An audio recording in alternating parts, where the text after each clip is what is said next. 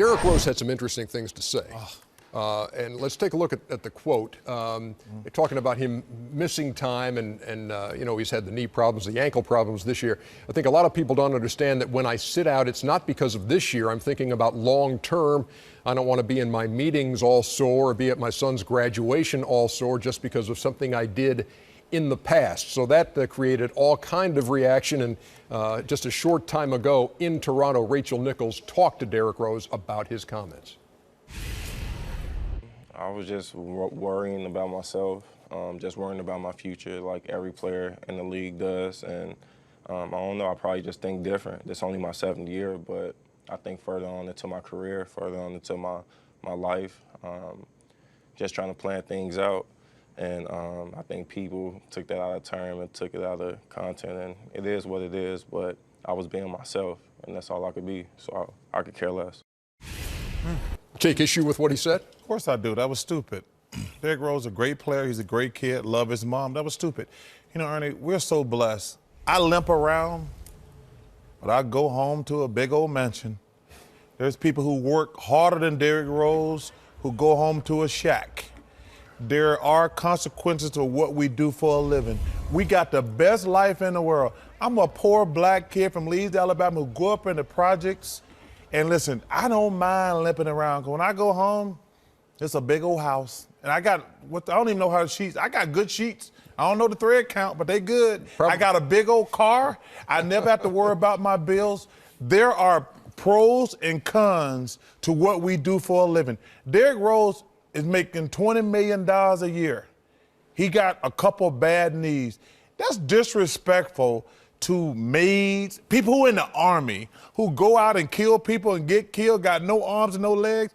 And listen, as much as I like Derrick Rose, that was just flat out stupid. Did it bring his commitment in question in either of your minds? I agree with Chuck a little bit. Does it bring his commitment to that team into question? I don't know about that, but you know, I was taught that if you can walk, you can play. Imagine this, Kevin McHale, you see how he walked? Phil Jackson, you see how he walked? You see how Chuck walked? You see how I walk? But guess what? It was worth it. See how I walk? It was worth it. It was worth it. So, you know, when you say comments like that, it sort of makes you look soft. But, you know, like he said, he can only be himself, and if that's the way he feels, that's the way he feels. But me personally, if I could walk, I can play. Well, I think that the context should have been more of, the reason I sit out games now is to help us win a championship. Thank you. And then the second part of that is, and that's also going to benefit me later on in my career and after basketball. But to precede it by, it's going to help you first after basketball, leads you to believe that maybe when you were hurt last year and everyone says, or the 2 years ago, that you could have played.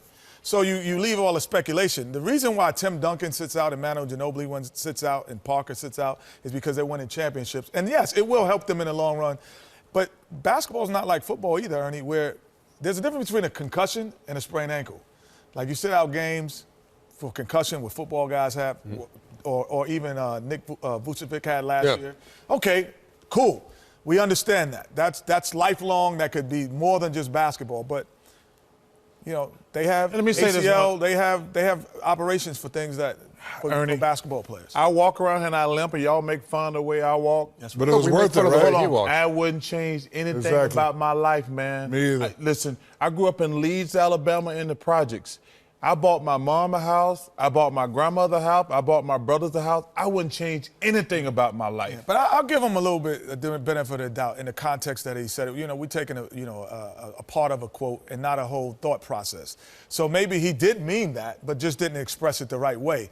Because I don't think as an MVP that you could be soft. I don't think as an MVP. But you heard what he said to Rachel, too. See, that's my point, Ernie. Yeah. The problem I have, first of all, sometimes we say things that you want to go back. He had a chance to clean it up with Rachel. But said, if you don't understand, I don't really care. Yeah, I know.